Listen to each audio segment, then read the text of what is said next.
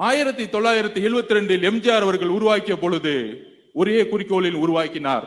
அண்ணாவுடைய கொள்கையை இவர்கள் விற்று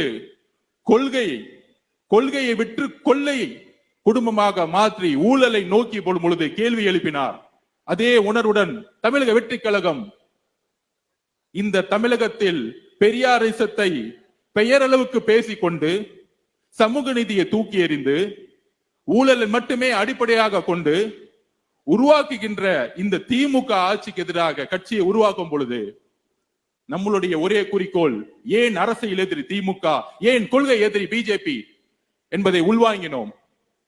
எம்ஜிஆர் அவர்கள் ஆரம்பிச்ச ஒரு குறிக்கோள், அதை வழிமொழிந்து அம்மா ஜெயலலிதா அம்மையார் அவர்கள் அதே கொள்கையுடன் இருந்து 2014 லேடியா மோதியா என்ற கேட்ட ஒரு குரல் 2016 அந்த அதிமுகவில் ஒட்டுமொத்த தொண்டர்களும் இந்த குடும்ப ஆட்சிக்கு எதிராகவும் லேதியா மோதியா என்கின்ற கேள்வியுடன் மோதிக்கும் பாஜகவிற்கும் எதிரான ஒரு குரலுடன் இருந்த அதிமுக இன்றைக்கு பிஜேபியை பின்புறல் வாசலாக நேரடியாக வரவேற்று இன்றைக்கு கூட்டணியை உருவாக்கி அந்த கூட்டணியுடைய தலைவர் யாருன்னு இன்னைக்கு வரைக்கும் தெரியல. அங்க அமித்ஷா சொல்றாரு என்டிஏ கூட்டணி, நீங்க அதிமுக சொல்லுது நான் தான் தலைவர்னு.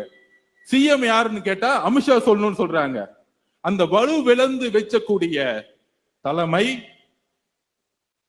நாங்கள் ஏன் எதிர்க்கவில்லை என்றால் அதிமுகவுடைய ஒட்டுமொத்த தொண்டர்களும் தாவேகாவில் எப்பொழுது இணைந்து விட்டார்கள்.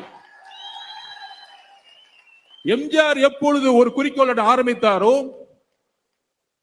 அம்மா ஜெயலலிதா அம்மையார் அவர்கள் எந்த குறிக்கோளுடன் அதிமுகவை மீட்டெடுத்தாரோ, அந்த குறிக்கோளின் ஒற்றை நம்பிக்கை இன்றைக்கு நம்மளுடைய தலைவர் விஜய் அவர்கள் மட்டும்தான்.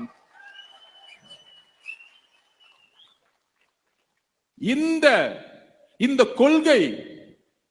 கொள்கையற்ற அரசியல்னால்தான் இன்றைக்கு திமுக சுலபமா லாஸ்ட் 3 தேர்தலில் வெற்றி பெற்றது.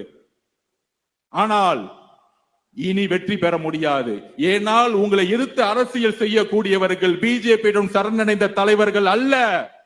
பிஜேபியை கடுமையாக துணிவுடன் எதிர்க்கக்கூடிய ஒரே தலைவர் விஜய் அவர்கள்.